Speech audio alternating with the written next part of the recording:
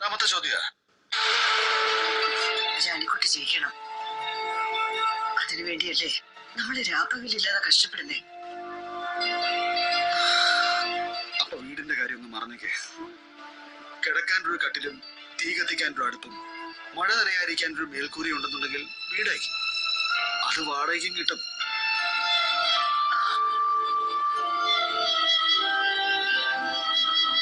ഇവളെ എങ്ങനെയെങ്കിലും ജയിപ്പിച്ചെടുക്കുക, അത് മാത്രമേ ഉള്ളൂ ഇപ്പൊ നമ്മുടെ മുമ്പില്.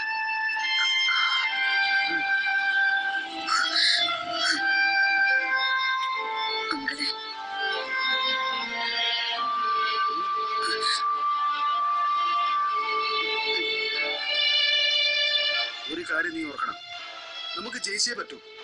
അതിൽ കുറഞ്ഞ ഒന്നും നമുക്ക് വേണ്ട. ജയിക്കാൻ ഒരൊറ്റ വഴിയുള്ളൂ, ഊർജ്ജസ്വലമായിട്ട് പ്രവർത്തിക്കുക. ഓരോ ദിവസവും ഓരോ മണിക്കൂറും. അതിനാളും വേണം, അർത്ഥവും വേണം. ഇല്ലെങ്കിൽ എല്ലാം നിർത്തി കയ്യും കെട്ടി വീട്ടിലിരിക്കേണ്ടി വരും.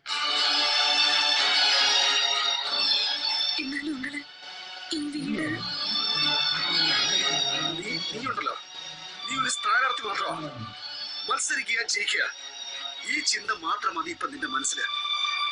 മറ്റുള്ളതിനൊന്നും ഒരു പ്രാധാന്യവും ഇല്ല.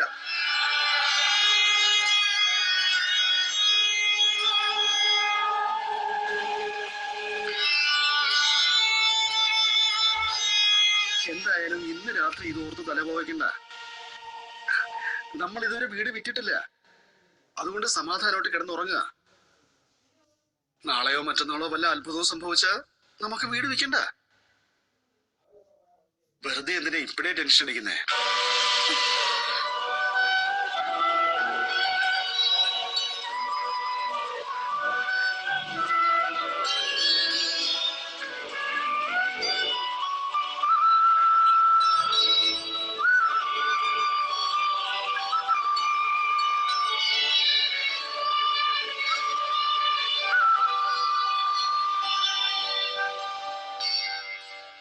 കേറി വാ.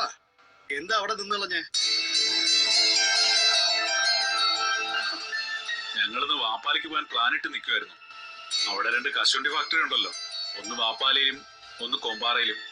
അവിടെ നാഞ്ഞു പിടിച്ച കുറെ വോട്ട് കിട്ടാൻ സാധ്യതയുണ്ട്. അത് കിട്ടുന്ന കാര്യം സംശയ.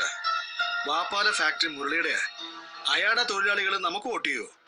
ചെയ്യാൻ മുരളി സമ്മതിക്കുവോ? പിന്നുള്ളത് കോമ്പാറ ഫാക്ടറിയാ. അത് രാജശ്രീയുടെ വകയാ. ബാലമാമ അവക്ക് സ്ത്രീധനം കൊടുത്തതാ. അവളും മുരളിയൊക്കെ ഒറ്റക്കെട്ടല്ലേ. അവിടുത്തെ തൊഴിലാളികളും മുരളി പറയുന്നതല്ലേ അനുസരിക്കൂ. വേറൊരു അഡ്വാൻറ്റേജ് ഉണ്ട് സാറേ. ഗോവിന്ദൻകുട്ടിയുടെ, അതായത് ജാനകിയുടെ അച്ഛന്റെ കുറെ ബന്ധുക്കൾ വാപ്പാലയിലുണ്ട്. നമുക്ക് ആ വഴിക്കൊന്ന് ശ്രമിച്ചാലോ?